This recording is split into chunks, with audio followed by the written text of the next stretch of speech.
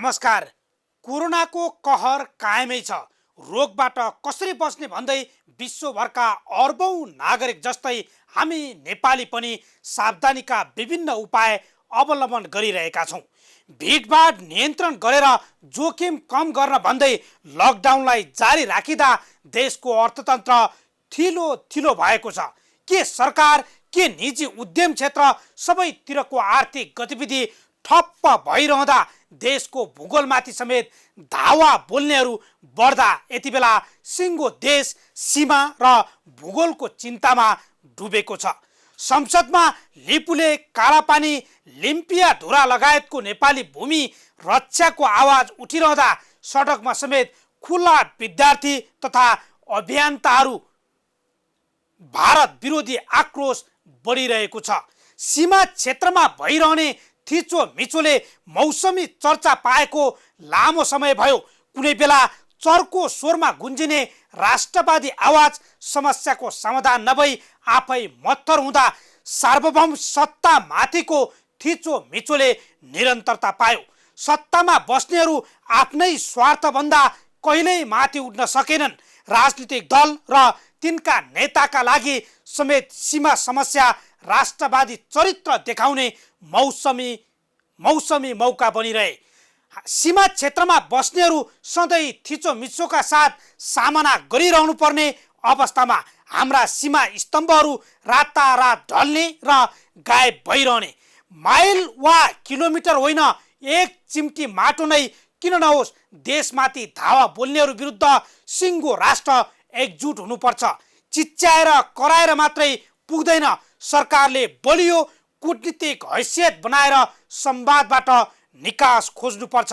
कालापानीमा दुख्ने घाउ कहिले लिम्पियाधुरा, लिपुलेक त कहिले चीनतिरको सगरमाथा क्षेत्रमा चहर्याउने नहोस्। हाम्रो सार्वभौम सत्तामाथि धावा बोल्नेहरू जतिसुकै शक्तिशाली किन नहुन्, नेपाली एकता र बहादुरीका साथ अघि झुक्नुपर्ने अवस्था नबनोस्। सीमा क्षेत्रमा लुटिँदै गरेको नेपालीको माटो खोज्ने हिम्मत सरकार नेताले गर्दैनन् भने करोडौं नेपाली एकजुट बन्नुपर्छ। हिजोको वीर गोर्खालीको इतिहास ताजा बनाउँदै सीमा रक्षक भएर लड्नुपर्छ। अहिले आम राष्ट्रवादीले यस्तै आह्वान गरिरहेका छन्। आउन सुरु गरौँ आम जनताले बेहोरेको समस्या, अभाव र सरकारी सेवा सुविधाको झन्झट समाधानको सारथी बन्ने कार्यक्रम जनताको इजलास। म बालकृष्ण शर्मा। कार्यक्रमको सुरुवातमा हेरौँ यो झलक।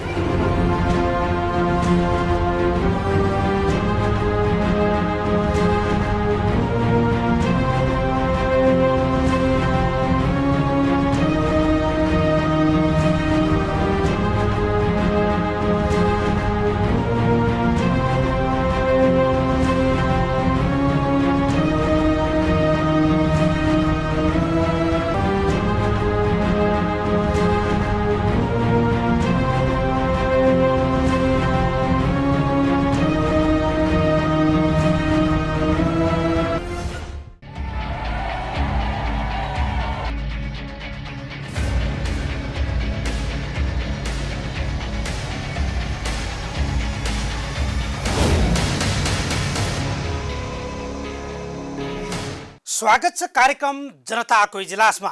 आज हामी पोखरामा चिनिया पर्यटकले देखाएको अभद्र हरकत र हाम्रो टिममाथि भएको दुर्व्यवहार बारेको रिपोर्ट प्रसारण गर्नेछौँ।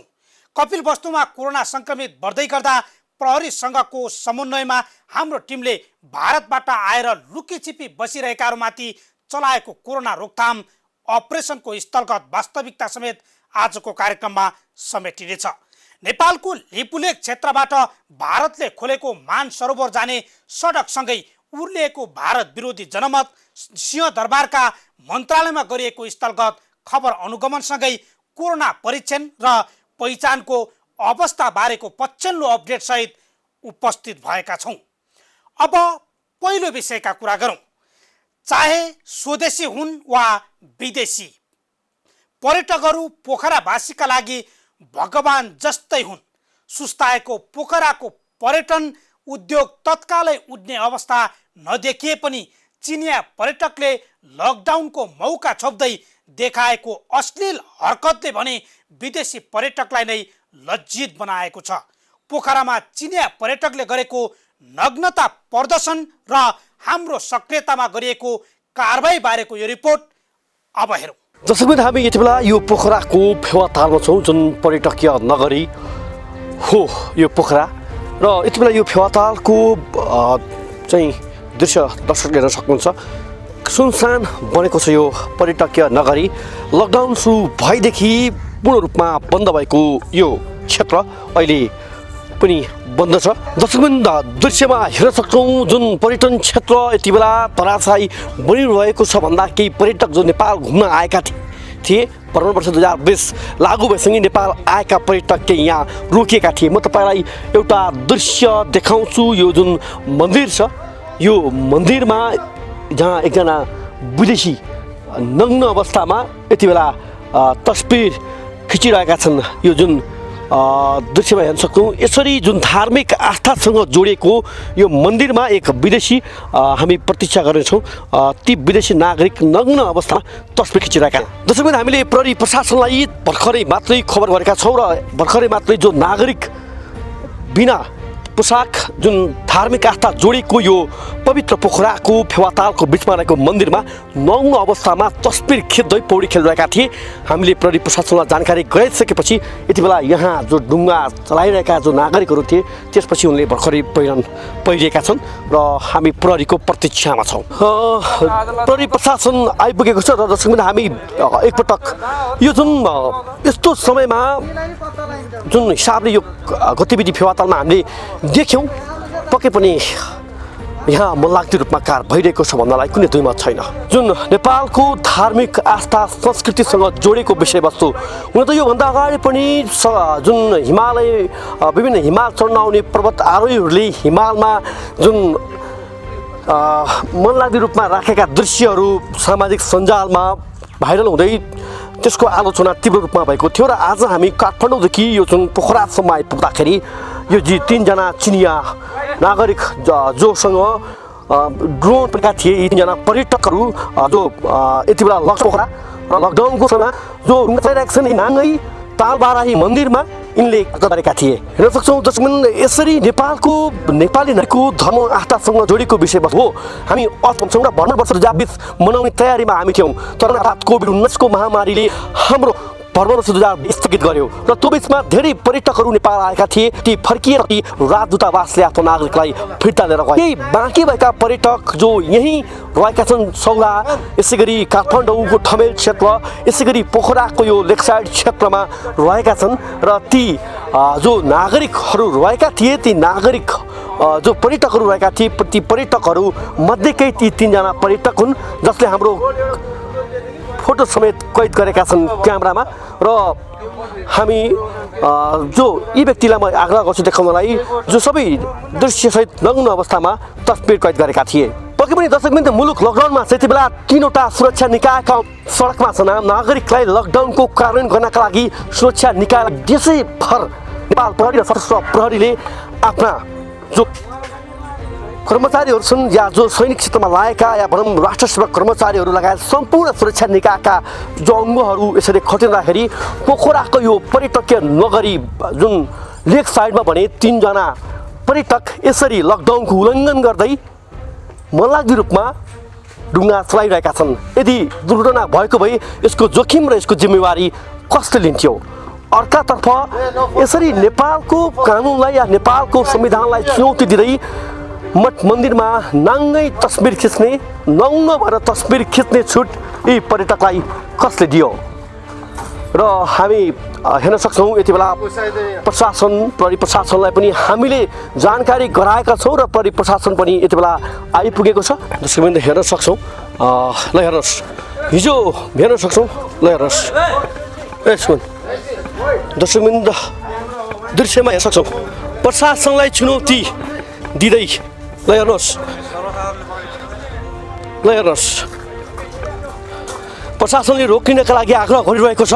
हिजो मात्रै काठमाडौँ उपत्यकामा जुन सिंहदरबारमा समस्या भएको थियो त्यहाँ लगत्तै यहाँ प्रशासनले रोकिनका लागि आग्रह गरिरहँदाखेरि यसरी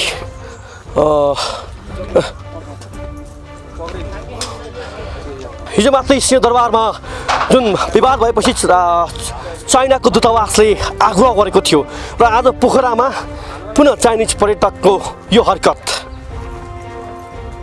What's wrong? What's wrong? Why do this?别动，给我弄，给我弄视频。Chinese embassy. Chinese embassy.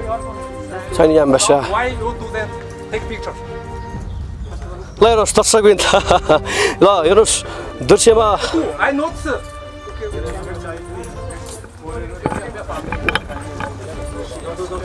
ल हेर्नुहोस् सुरक्षा निकायलाई चुनौती दिने यो तस्बिर देखाउँछु दर्शकवृन्द तपाईँलाई म पोखराको लेक साइडबाट सायद एउटा आम नागरिक नेपाली नागरिक हुन्थ्यो भने हत्कडी लगाएर लगिन्थ्यो होइन ल हेर्नुहोस् I not sweep. यो Why दृश्य you this? हेर्न सक्नु दृश्यमा हामी हेर्नुहोस् दृश्यमा Fuck.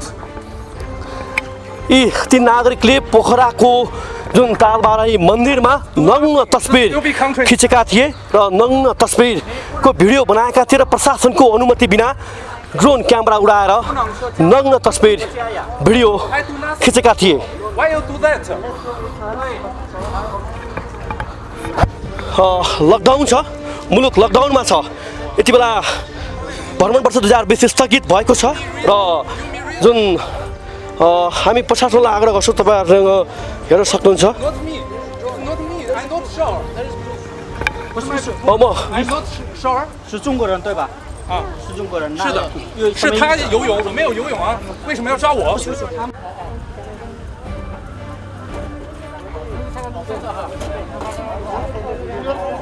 सिंहदरबारमा हिजो तपाईँको सिंहदरबारमा चाहिँ तपाईँले देख्नुभयो हरकत क्या पुलिसमा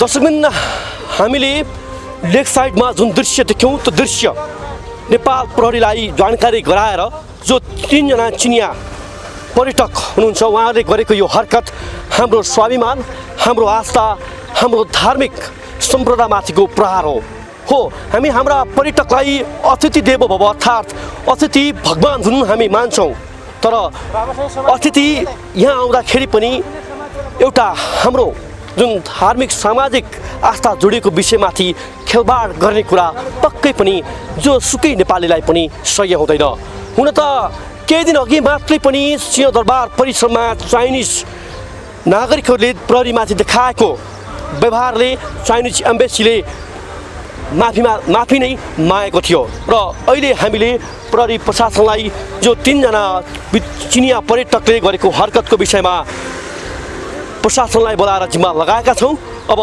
प्रशासनले के कस्तो कारबाही गर्छ त्यो भने हेर्न बाँकी छ तर यसलाई पनि हामी निरन्तर फलोअप गरिरहनेछौँ अहिले भने क्यामेरामा सुमन निरौला सहकर्मी झलक पण्डित र मनोज नेपालीका साथमा दीपक अर्याल पोखरा कास्की नेपाली समाजको मूल्य मान्यता चटक्कै भुलेर नाङ्गिने अश्लील दृश्य तथा भिडियो कैद गर्ने अनि हामीलाई नै दुर्व्यवहार गरेर चिनिया पर्यटकलाई नै लज्जित बनाउने यस्ता पात्र कारबाहीको दायरामा आउनुपर्छ। अब अर्को विषय, कोरोनाको प्रभावित जिल्लामा स्थानीय तह र प्रदेश सरकारले सुरक्षा सतर्कता अनि सावधानी अपनाएको भनिँदै गर्दा भारतीय सीमा क्षेत्रबाट लुकी छिपी नेपाल प्रवेश गर्नेहरू अझै रोकिएका छैनन्। पछिल्लो 10 दिन यता स्वदेश फर्किएका कपिलवस्तुका 10 जनामा सोमबार मात्रै कोरोना पहिचान भएको घटनाले नै भारतबाट आउनेहरूले नेपालमा कोरोनाको जोखिम बढाएको स्पष्ट भएको छ। कोरोना रोकथाम र पहिचानका लागि प्रहरीसँगको सहकार्यमा हाम्रो टिमले कपिलवस्तु क्षेत्रमा भारतबाट आएर चलाएको लुकी छिपी बसेकाहरू विरुद्धको सर्च अपरेसन बारेको स्थलगत रिपोर्ट अबका क्रममा। यति बेला यो कपिलवस्तु जिल्लाको तौलिया जुन सदरमुकाम पनि हो यहाँ उपस्थित छौँ र जुन कोरोना भाइरस कोभिड-19 यति बेला नेपालमा दिनौँ सङ्क्रमितको सङ्ख्या बढिरहेको छ र कपिलवस्तुको पछिल्लो जानकारी दर्शकलाई दिनुपर्दा सोमबार मात्रै 10 जनामा कोरोना पुष्टि भएको छ। यो सँगै यति बेला कपिलवस्तुमा सङ्क्रमितको सङ्ख्या 15 पुगेको छ र 2000 भन्दा बढी सीमा पारिरहेका छन् र करिब 8वटा भन्दा बढी नाका जोडिएका विभिन्न नाका जोडिएका क्षेत्रहरूमा अझै पनि जुन नेपालीहरू लुकीछिपी आउने क्रम रोकिएको छैन। सबैभन्दा पहिला यहाँ सङ्क्रमितको सङ्ख्या थपिरहँदाखेरि नाकाबाट लुकीछिपी आउनेहरू जो यति बेला हामीले उनीहरूलाई जुन प्रहरीले नियन्त्रणमा लिएको छ र जुन नाकाबाट जुन 2 रात 3 रात हिँडेर जुन छिमेकी मुलुक भारतमा सवारी साधन यसै गरी रेललाई केही खुकुलो पारिएसँगै जुन यस जिल्लामा धेरैभन्दा धेरै चाहिँ नेपालीहरू आउने क्रम जारी रहेको छ र त्यसका कारण यति बेला यो जिल्ला थप उच्च जोखिममा रहेको छ र नाकाहरू पनि यति बेला जुन नेपालीका कारणले गर्दा भरि भराउ रहेको छ। यो अवस्थामा मुलुक लकडाउन छ र एकपटक म तपाईँलाई कपिलवस्तुको तौलियाको यो दृश्य देखाउँछु। सङ्क्रमितको सङ्ख्या बढिरहँदाखेरि दर्शकबिन हेर्न सक्नुहुन्छ तपाईँले लकडाउन भनिएको छ तर बजारहरू खुल्ला छन् र एकदमै जोखिम रहेको यो क्षेत्र जोखिम मानिएको यो क्षेत्रमा हेर्नुहोस् निर्धक्क यसरी चहल पहल भइरहेको छ। निर्धक्क आम नागरिकहरू सडक बाहिर निस्किएका छन्। कुनै पनि सावधानी यहाँ यो लकडाउनको चाहिँ पूर्ण कार्यान्वयन भएको हेर्न सकिँदैन। अझ एकपटक यतापट्टिको दृश्य पनि देखाउँछु म दर्शकलाई र यहाँ यो दृश्य म यहाँ लैजान चाहन्छु दर्शकलाई। यसरी जुन जोखिम बढिरहेको छ जोखिम निम्तिरहेको छ हेर्न सक्छौँ हामी। यसरी चाहिँ यहाँ नागरिकहरू भेला भएका छन्। यो कपिलवस्तु जिल्लामा यो वृद्ध भत्ता दिने काम जुन यसरी यो प्रहरले भएको छ जिल्ला एकदम जोखिममा छ। आम नागरिकहरू चाहिँ त्रसित छन्। का बजार सदरमुकाम खुकुला छन् र यो दृश्यले पनि देखाउँछ जहाँ हाम्रा जिल्लाका सहकर्मीहरूले यस्तो जोखिमका बीचमा चाहिँ यहाँ जुन सङ्कलनको कार्य गर्नुभएको छ हामी हेर्न सक्छौँ। यस्तो चहल पहल छ कपिलवस्तु जिल्लाको यो पछिल्लो दृश्य हो जहाँ 10 जना सङ्क्रमित भेटिसकेपछि जुन यति बेला यहाँ को यो पछिल्लो दृश्य दर्शकलाई देखाइरहेको छु। ल हेर्नुहोस् यसरी निर्विघ्न चाहिँ रूपमा निर्वाध रूपमा चाहिँ आम नागरिकहरू सडकमा हिँडिरहनु भएको छ। यसरी पसलहरू खुलेका छन् अत्यावश्यक भएका पसल पनि खुलेका छन् र जुन मान्छेको भिडभाड छ कहीँ वृद्ध भत्ताको भिडभाड कहीँ आफ्नो आफ्नो समूह बनाएर बसेको यो दृश्य पनि हेर्नुहोस्। यसरी यो भिडभाड लागेको छ। यसरी हेर्ने हो भने कपिलवस्तु जिल्लामा लकडाउनको पूर्ण कार्यान्वयन नभएको हाम्रा सहकर्मीहरूले पनि बताउनु भएको छ। वस्तु सिमानाको मर्जापुरमा छौँ। तपाईँले हेर्न सक्नुहुन्छ लाख मान्छेहरू अल्पत्र रहेका छन्। 3 दिन भएछ मान्छेहरू खाना खान पाएको छैनन्। यिनीहरूलाई एउटा माग छ कि सरकारले यिनीहरूलाई उचित क्वारेन्टाइनमा राख्ने व्यवस्था मिलाउँछ। मैले मुम्बईबाट आएको यहाँ घुमाको बाटोमा फसेर भयो न खाना मिल्यो न पानी मिल्यो। सरकार से गुजारिश है कि हमें सभी भाई दाजू भाई को सबको एक ठिकाना लगा देने। 7 दिन हो गया। 7 दिन में मतलब हम लोग वहाँ पे सोच रहा था कि आज मान लो 10,000 है अपने पास। 10,000 में खाएगा क्या रूम भाड़ा देगा क्या करेगा। और एक तो आने में 3,000 4,000 भाड़ा लग रहा है। खाना भी नहीं मिल रहा है किधर। यहाँ पे आके 15 घंटा हो गया। यहाँ का सरकार कुछ भी किया नहीं हमारे। यहाँ का स्थानीय प्रशासन र यहाँ का जनप्रतिनिधिले भन्नुपर्ने भने यहाँ का स्थानीय नगरपालिका आफ्नो जिम्मेवारी बोध देखिएको छैन। अस्ति एउटा जिल्ला प्रशासन बसेर एउटा निर्णय भएको छ जुन गाडीहरू ढुवानी गर्ने अनि चाहिँ कामहरू खोलिदिने अनि यसले भयावह रूप लिन्छ। जुन बोर्डरमा आइसकेका पनि हामी कतिपय दिनदेखि हामी खटिरहेको पनि छौँ। अब सिडिओलाई भन्दाखेरि के हुन्छ भने यो अहिलेसम्म हाम्रो 0 पोइन्टमा देशभरिमै थियो। जब यो भारतको स्पेसल ट्रेनहरू चलाइयो र खुल्ला सिमाना भएको कारणले रातारात धमाधम आउने आफ्नो घरहरूमा जाने। अहिले दक्षिणको सबैको स्कुलका क्वारेन्टाइनहरू हेर्नुहुन्छ भने एउटा कोठामा 150 200 जना राखिएछ। ठिक छ त्यसमा केही प्रमाणित गराएर पनि इन्डियाबाट आएका छन् तर हाम्रो राज्यले पनि उनको चाहिँ क्वारेन्टाइनमा राखेर स्वास्थ्य परीक्षण गराउनु पर्छ। लकडाउनको कार्यान्वयन र यसै गरी सीमाको चाहिँ जुन व्यवस्थापन लुकीछिपी आउने क्रम अझै पनि नरोकिएको र जुन यहाँ चाहिँ आम नागरिकहरू यसरी भेला भएर निर्वाध रूपमा हिँडिरहेका छन्। त्यस कारणले अब कपिलवस्तु थप जोखिममा परेको छ। जुन धेरै नाकाहरू जोडिएका छन् यहाँ जहाँबाट नेपालीहरू आउनका लागि लुकीछिपी आइरहेका दृश्यहरू पनि दिनौँ आइरहेका छन् जुन तपाईँलाई देखाइरहेका छौँ।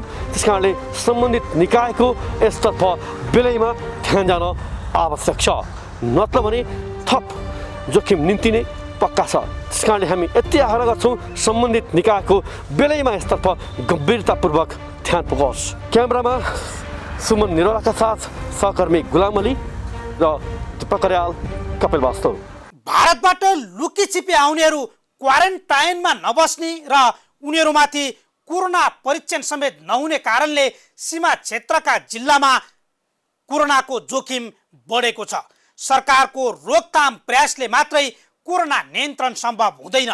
यसका लागि तपाईँ हामी स्वयं इमान्दार भएर सङ्क्रमण पहिचान गराउन मद्दत गरौँ। हाम्रो चाहना यति। अब नेपाल भारत सीमा अर्थात् लिपुलेक सडक विवाद सम्बन्धी प्रसङ्ग।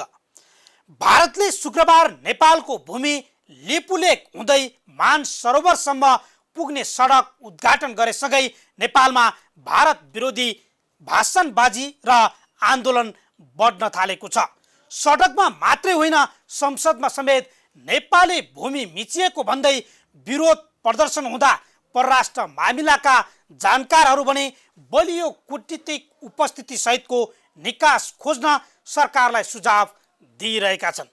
लिपुलेक विवाद र नेपालमा भइरहेको भारत विरोधी गतिविधि बारेको रिपोर्ट अब हेरौँ। नेपाल र भारत बीचको सीमा समस्या पटक पटक बल्झिने अनि यत्तिकै सेलाउने गरेको लामै समय भयो। भारतीय पक्षबाट सीमा क्षेत्रको भूगोल मिचिएको र सडक लगायतका पूर्वाधार निर्माण गरेको विषय बेला बेलामा बाहिर आइरहे पनि कूटनीतिक तहबाट दीर्घकालीन समाधान नखोजिँदा सीमा र भूगोल बारेको विवाद बल्झिने गरेको छ। शुक्रबार मात्रै पनि भारतले नेपाली भूभाग लिपुलेक हुँदै मानसरोवर जाने सडक बनाएर उद्घाटन गरेपछि नेपालमा चर्को विरोध भइरहेको छ। युवा विद्यार्थीहरू आन्दोलित भइरहँदा सबैजसो राजनीतिक दलले भारतीय कदमको विरोध गरेका छन्। तिब्बतमा रहेको कैलाश मानसरोवर यात्राका लागि उत्तराखण्ड स्थित दार्चुला क्षेत्रको पिथौरागढबाट नेपालको दार्चुला गुन्जी क्षेत्रबाट लिपुलेक पुग्ने लिङ्क रोडको भारतले शुक्रबार उद्घाटन गरेको थियो। यो सँगै सरकारले समेत विज्ञप्ति मार्फत भारतीय कदमको आपत्ति जनाएको छ। प्रधानमन्त्री समेत रहेका सत्तारूढ दलका अध्यक्ष केपी शर्मा ओली र पुष्पकमल दाहालले समेत संयुक्त हस्ताक्षर सहितको विज्ञप्ति जारी गरेर नेपालको सार्वभौम सत्तामा आँच पुर्याएको भन्दै आपत्ति प्रकट गरिसकेका छन्।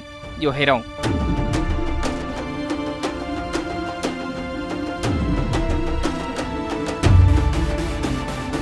यता नेपाल सरकारले विज्ञप्ति जारी गरेर ध्यानाकर्षण गराएसँगै भारतीय विदेश मन्त्रालयले समेत उक्त सडक भारतीय क्षेत्रमा बनेको दावी गर्दै नेपाल सरकारलाई जवाफ फर्काएको छ। भारतीय विदेश मन्त्रालयले नयाँ सडक मार्फत कैलाश मानसरोवर यात्राका तीर्थयात्रीले प्रयोग गर्ने पहिलाकै बाटो पछ्याइरहेको उल्लेख मात्रै गरेको छैन, नेपाल र भारतको सीमा विवाद समाधान गर्न संयन्त्र बनेको भन्दै कूटनीतिक संवादबाट समस्या समाधान गर्न प्रतिबद्ध रहेको जनाएको छ। यो पनि हेरौँ।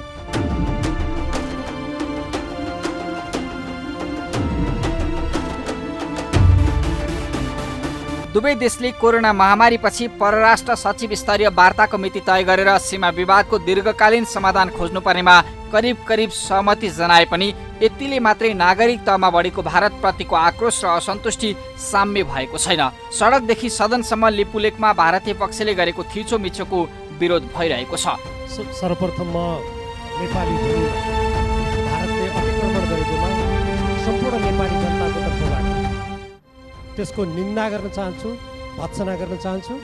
त्यो अन्तर्राष्ट्रिय कानुनको विरुद्ध छ, असल छिमेकी नीतिको विरुद्ध छ र त्यो आजको सभ्य समाजको विरुद्ध छ। त्यसकारण त्यो काम तुरुन्त बन्द होस् र त्यहाँबाट भारतीय सेना फिर्ता होस् भन्ने म माग गर्न चाहन्छु र त्यो भारतीय सेना फिर्ता गर्नेतर्फ नेपाल सरकारले के गरिरहेको छ म त्यो प्रश्न गर्न चाहन्छु। र दोस्रो, भारतले आफ्नो भूमि नभएको ठाउँमा नक्सा प्रकाशित गर्ने अनि नेपालको आफ्नो भूमि राखेर नेपालको नक्सा प्रकाशित गर्न नेपाल सरकारलाई के गाह्रो भइरहेको छ त्यो गाह्रो यहाँ आओस्। यो सम्मानित सदनले त्यो गाह्रो फुकाउनलाई अग्रसरता लिन्छ भन्ने मलाई विश्वास छ। भारतले त प्रश्न बनिसक्यो, हामीले हाम्रो भूभागमा बनाएका र अब सुन्दर बनिसक्यो के नेपालले अब रिग्रेट गरेर मात्र बस्ने हो वा हाम्रो भूमि तिमीलाई प्रयोग गर्न दिँदैनौ भनेर अब्जेक्ट गर्ने हो? हाम्रो भूमिमा 1 इन्च पनि तलमाथि भयो भने नेपालले छाड्नेवाला छैन भनेर प्रश्नसँग भन्ने हो। भारतको यो दादागिरी र चीनको न्यानो सहयोगको प्रतिरोध गर्न नेपाली काङ्ग्रेस, सिङ्गो नेपाली जनता तयार छ। सरकारले हामीबाट के सहयोगको अपेक्षा गरेको छ हामी जान्न चाहन्छौँ। यता कूटनीतिक तथा सीमा क्षेत्रका जानकारहरू पटक बल्झिने सीमा समस्याले दीर्घकालीन निकास खोज्ने प्रयास नपाएको भन्दै सरकारलाई बलियो कूटनीतिक उपस्थिति देखाउन सुझाव दिइरहेका छन्। उनीहरू आन्दोलन मार्फत प्रतिशोध सान्ने भन्दा पनि भौगोलिक नक्सा र विभिन्न डकुमेन्टका आधारमा अध्ययन गरेर कूटनीतिक माध्यमबाटै दीर्घकालीन समाधान खोज्नुपर्नेमा जोड दिइरहेका छन्। हामीले चाहिँ क्लेम गर्यौँ होइन लिबियाद्वारा भनेपछि उसले पनि एउटा जोइन्ट स्टडी टिम बनाउनु त एउटा बनाएर अध्ययन गरेर बाटो एउटा निकालौँ भन्नेतिर लाग्नुपर्ने हो। तर अब आफ्नो आफ्नो अडानमा भारत सरकारले हाम्रो नक्सा उही नै हो, तपाईँहरूले त्यो नक्सा नयाँ भन्नुभयो, त्यो होइन, पुरा त्यही नै नक्सामा लिबियाद्वारा पहिलेदेखि ती छ, हाम्रो भाव पर्छ भनेर भनेको छ। अब उसले उसको अडान त्यो छ, त्यति सजिलैसँग उसले पनि अडान चेन्ज गर्न सक्दैन होला। अब हामीले उसलाई भनेर शान्त कूटनीतिबाट वाइट डिप्लोमेसीबाट आफ्नो कुरा राम्ररी राख्न सकेर यो कुरा उठाइरहने हुनुपर्छ। यो नेपालमा चाहिँ के छ भने उही वर्षा लागेपछि हर बाढी आउँछ, एकछिनमा आउँछ, कुरा आउँछ जान्छ, फेरि बिर्सियो। नेपाल मामिलाका कतिपय जानकार त सीमा क्षेत्रमा नेपाल सरकारको कमजोर उपस्थिति भएका कारण समेत बेला मौकामा समस्या बल्झिने गरेको बताइरहेका छन्। सरकार र कूटनीति कमजोर हुँदा आफ्नो भूमि रक्षा गर्न नसकेको उनीहरूको तर्क छ। एकचोटि कराउने त्यसपछि सुत्ने, त्यसो नगरिकन समस्या समाधान नभएसम्म नाकी पर्ने त्यस्तो चाहिँ नि नीति र व्यवहार सरकारले अपनाउनुपर्छ। त्यसको लागि बहुआयामिक कदमहरू चाल्नुपर्छ। सुरक्षाको दृष्टिकोणले, नक्साको दृष्टिकोणले नेपालले लिपुलेक क्षेत्रमा बनाइएको भारतीय सडकले करिब 19 किलोमिटर आफ्नो भूमि मिचेको दावी गर्दै गर्दा भारत सरकार भने आफ्नै भूमि प्रयोग भएको स्पष्टीकरण दिइरहेको छ। लिपुलेक मात्रै होइन, पछिल्लो समय कालापानी क्षेत्रमा समेत सुरक्षा निगरानी बढाउनु पर्ने आवाज उठ्न थालेको छ। यो मात्रै होइन, नेपाल भारत सीमा क्षेत्रमा अन्य धेरै विवाद र समस्या छन्। यी सबै समस्याको दीर्घकालीन निकास संसद, सडक, पार्टी कार्यालयबाट अभिव्यक्त हुने विरोध र आन्दोलनबाट होइन, बलियो कूटनीतिक उपस्थितिबाट खोज्न सरकार गम्भीर बन्नै पर्छ। नेपाल भारत सीमा क्षेत्रमा देखिएको विवाद यो नै पहिलो होइन। समस्या देखिनासाथ चर्को स्वर गर्ने नेता, सांसद अनि युवा विद्यार्थीले दीर्घकालीन निकास खोज्न सरकारलाई दबाब दिनुपर्छ। नेपालले कूटनीतिक रूपमा बलियो उपस्थिति देखाओस् र सीमा विवाद सधैँका लागि अन्त्य होस्। अब एकैछिन विश्रामपछि देशको प्रमुख प्रशासनिक केन्द्र सिंहदरबारमा गरिएको स्थलगत खबर अनुगमन र नेपालमा कोरोना परीक्षण तथा पहिचानको अवस्था बारेको अपडेट सहित उपस्थित हुनेछौँ। हामीसँगै रहनुहोला।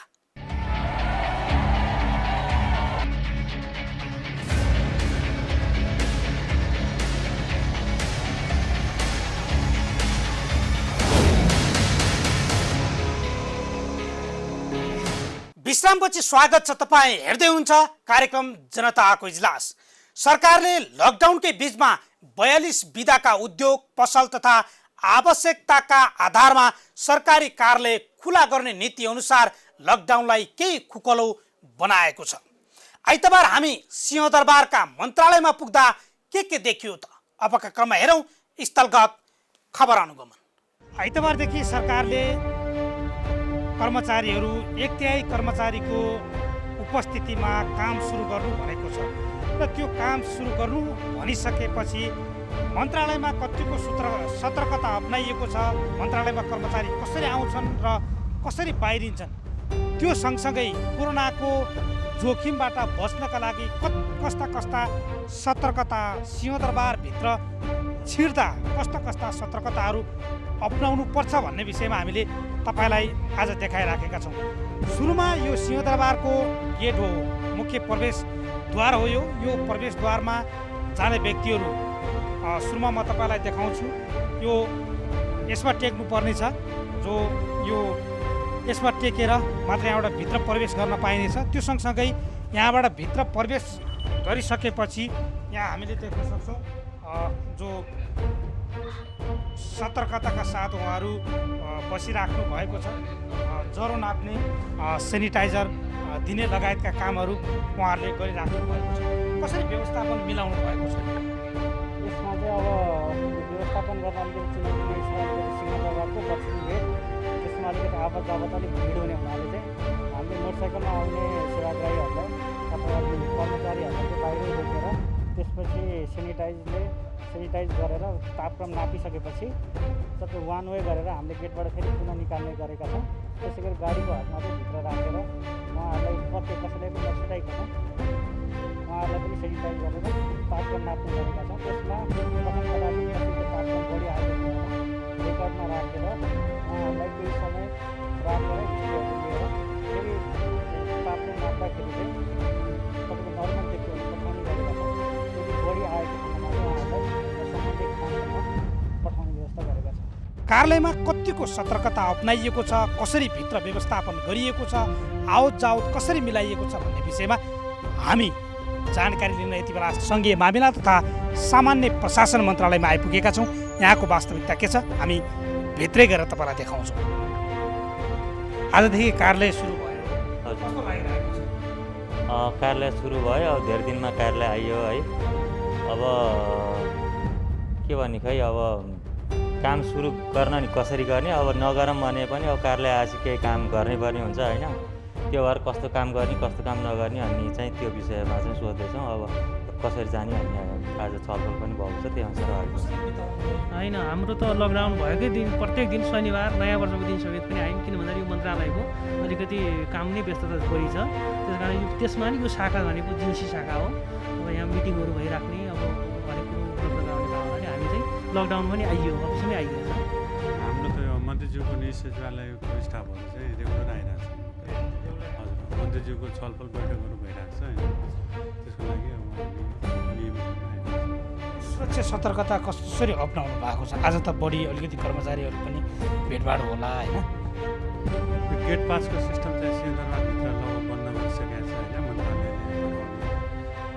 त्यो बाहेक पनि यहाँ जनसम्पर्क बेसी हुँदैन, सेनिटाइजर लगाएर सामानहरू सचेत भिडभाड हुनबाट अलिक कमै गरिरहेको छ। जसरी वैशाख 24 गतेको निर्णयअनुसार 1 तिहाई कर्मचारीहरू कार्यालयमा उपस्थित भएर दैनिक रूपमा गर्नुपर्ने कामहरूलाई सहजीकरण गर्ने भन्ने मन्त्रिपरिषदको निर्णयअनुसार हामी आजदेखि प्राय यो सङ्घीय मामला तथा सामान्य प्रशासन मन्त्रालय एउटा केन्द्रीय स्तरको एउटा सङ्घीय मन्त्रालय केन्द्रीय स्तरको निकाय र जुन निकाय एउटा सिपिएको रूपमा पनि केन्द्रीय निकायको रूपमा पनि काम गर्छ कर्मचारीको रूपमा। अनि यो मन्त्रालयमा हामी आज उपस्थित भएर विभिन्न नैतिक दैनिक रूपमा गर्नुपर्ने कामहरू भइरहेको स्थिति छ। यसको लागि चाहिँ पालो व्यवस्थापन गर्ने कि भन्ने खालको कुरा हुँदै चाहिँ आजदेखि सामान्य छलफल भएको छ। अब अहिले भइरहेका हामी कर्मचारीहरू सरकारी सवारी साधनहरू प्रयोग गरेर आइरहेको स्थिति छ। तर यो कोरोनाको बिचमा चाहिँ हामी सामाजिक दूरी कायम गरेर खास यो मन्त्रालय आम पब्लिक भन्दा पनि कर्मचारीहरूको कार्यालय भएकाले गर्दा धेरै भिडभाड त छैन, तैपनि सामाजिक दूरी कायम गरेर हामीले कामहरू गरिरहेका छौँ। आज मात्रै यहाँ मात्रै कति कर्मचारी आउनुभयो? करिब 100 जना कर्मचारी यहाँ उपस्थित हुनुहुन्छ। अनि एउटा सङ्गठनको उपमहासचिवको हैसियतले पनि देशभरि रूपमा जो कर्मचारीहरू काम गर्न आउनुभएको छ उहाँहरूलाई के भन्नु छ? अब सामाजिक यो एकदम विश्वव्यापी रूपमा फैलिएको कोरोना महामारीको रूपमा फैलिएको छ। यसले चाहिँ हामीले सामाजिक दूरी कायम गरेर दैनिक रूपमा सञ्चालन हुने कामहरूलाई चाहिँ नगरी नहुने कामहरू के हो, अरूभन्दा पनि नगरी नहुने कामहरू अत्यावश्यक कामहरूलाई चाहिँ साथीहरूले अगाडि बढाउनु हुनेछ भन्ने मैले अनुरोध गर्न चाहन्छु। र यसको लागि आफू पनि सतर्क रहने, सामाजिक दूरी कायम गर्ने, मास्कको प्रयोग गर्ने, सेनिटाइजरको प्रयोग गर्ने सम्बन्धित कार्यालयहरूमा र सम्बन्धित कार्यालय प्रमुखहरूले पनि त्यसलाई चाहिँ ध्यान दिएर आफ्नो कार्यालयहरूमा उपस्थित हुने कर्मचारीलाई एउटा पालो व्यवस्थापन गरेर हुन्छ, कसरी व्यवस्थापन गरेर हुन्छ, एउटा एक किसिमको चाहिँ कर्मचारीहरूको बिचमा र आम पब्लिकलाई पनि अलिक सहजीकरण गर्ने गरी अगाडि बढाउनलाई अनुरोध गर्न चाहन्छु। लकडाउनकै बिच आइतबारबाट अत्यावश्यक सेवा प्रदान गर्ने सरकारी कार्यालयहरू सञ्चालनमा आएका छन्। गत 24 वैशाखको मन्त्री परिषद निर्णयअनुसार बैङ्क, वित्तीय संस्था, बिमा, सहकारी संस्था, धितोपत्रसँग सम्बन्धित सार्वजनिक कार्यालयहरू पनि आंशिक सञ्चालनमा आएका छन्।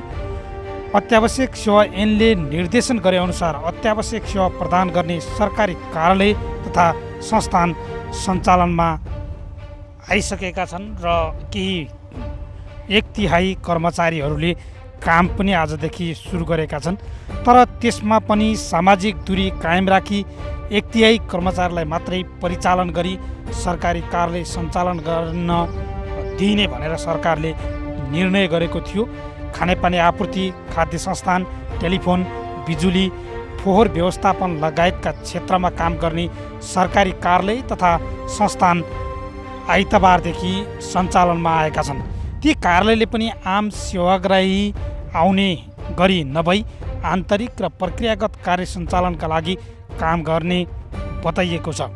कर्मचारी सञ्चय कोष, नागरिक लगानी कोष, राष्ट्रिय बिमा कम्पनी जस्ता कार्यालय आंशिक रूपमा सञ्चालनमा आएपछि केही सहजता अथवा कार्यालयमा काम गर्ने जुन वातावरण थियो लकडाउनका कारण रोकिएको थियो, त्यो रोकिएको कामलाई केही सहज रूपमा अगाडि बढाउने भन्ने सरकारले निर्णय गरे अनुसार रूपमा आइतबारदेखि यो काम सुरु भइसकेको छ। घर बस्दा कतिको कठिनाइ?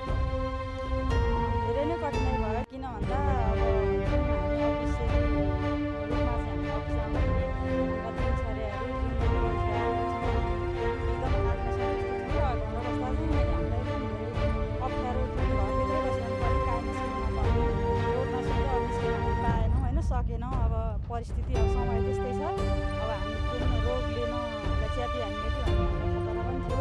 त्यस कारणले हामीलाई घर बस्न धेरै कठिन भयो। अफिस आउँदाखेरि चाहिँ हिँडेर भयो नि हामीलाई एकदम सजिलो हुन्छ। यति बेला हामी आइपुगेका छौँ कृषि तथा पशुपक्षी मन्त्रालयमा, जहाँ कसरी कर्मचारीले सुरक्षा सतर्कता अपनाएका छन्, कति कर्मचारी आइरहेका छन्, तपाईँलाई हामी त्यो देखाउँदैछौँ। आउनुहोस्, मन्त्रालयभित्रै छ। सुरक्षा सतर्कता कसरी अपनाउनु भएको छ? यो 48 दिनसम्म लकडाउनमा अफिस आउनुभयो कि आउनु भएन?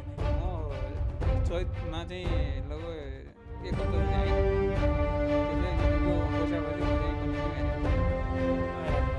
घर बस्दा कस्तो हुँदो रहेछ? घर बस्दा चाहिँ अब यो हामी त कर्मचारी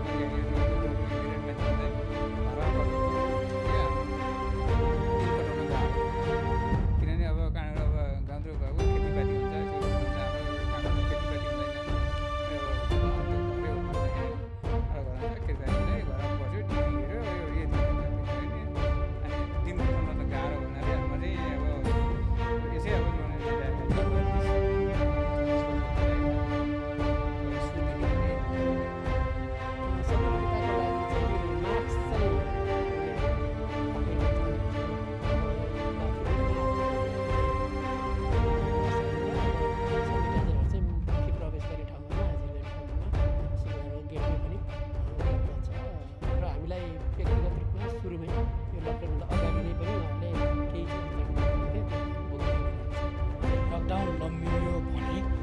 सहज रूपमा किसानको बालीमा तरकारी पुग्दैन भन्नेमा तपाईँहरू आश्वस्त थियो? हामी त्यो आशा गर्छौँ। भगवानको कृपाले अब सङ्क्रमण नबढोस्, छिटोभन्दा छिटो लकडाउन होस्। यदि लकडाउन अझै पनि रहिराख्यो भने अथवा सङ्क्रमण बढ्दै गयो भनेदेखि चुनौती चाहिँ धेरै ठुलो चुनौती देखेका छौँ हामीले। किनभनेदेखि किसानलाई उपयोग गर्ने जुन इनपुट्सहरू हुन्छ, इनपुट्स भन्नाले मल भयो, बिउ भयो, दरहरू आदि इत्यादि कुराहरू, कीटनाशक इत्यादिहरू सुलभ रूपमा नपाउने अवस्था हुन्छ। किनभनेदेखि यस्ता चिजहरू हामी कहाँ उत्पादन हुँदैन, बाहिरबाट ल्याउनु पर्ने चिजहरू ल्याउनु भइसकेपछि किसानले जुन हिसाबले त्यसरी उपयोग गर्न नपाइसकेपछि आशातीत रूपमा किसानले लगानी गरे अनुरूप प्रतिफल पनि पाउन सक्दैन र किसान मार्न पर्छ। सेवाग्राहीले आउनु भएको छ, उहाँहरू धेरै आइरहनु पर्ने काम गर्नु केही सीमित जस्तै सेवाग्राही पाँचमा किसानको कामहरू आइरहनु एक कर्मचारी आउनु भनेको अत्यावश्यक सेवाग्राही मात्रै आउनु हो। अहिले हामीले 1 तिहाईभन्दा बढी नै कर्मचारीहरू आइरहनु भएको छ। किन हाम्रो अहिले बजेटको चाहिँ अन्तिम तयारीको चरणमा छ।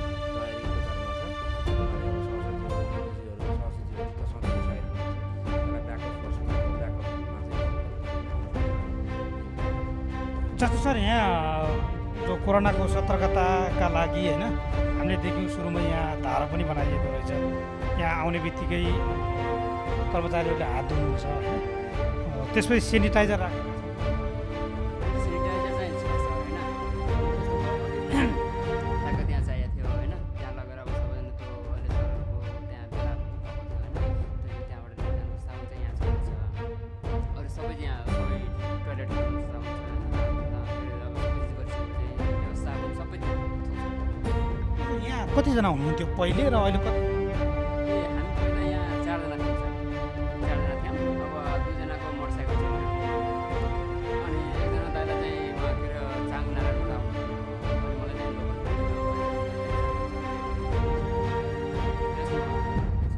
त्यस्तो ह्याम्पर चाहिँ छैन काममा चाहिँ। होइन होइन नियमित आइराख्नु भएको। हजुर हजुर काममा चाहिँ ह्याम्पर भएको छैन सर।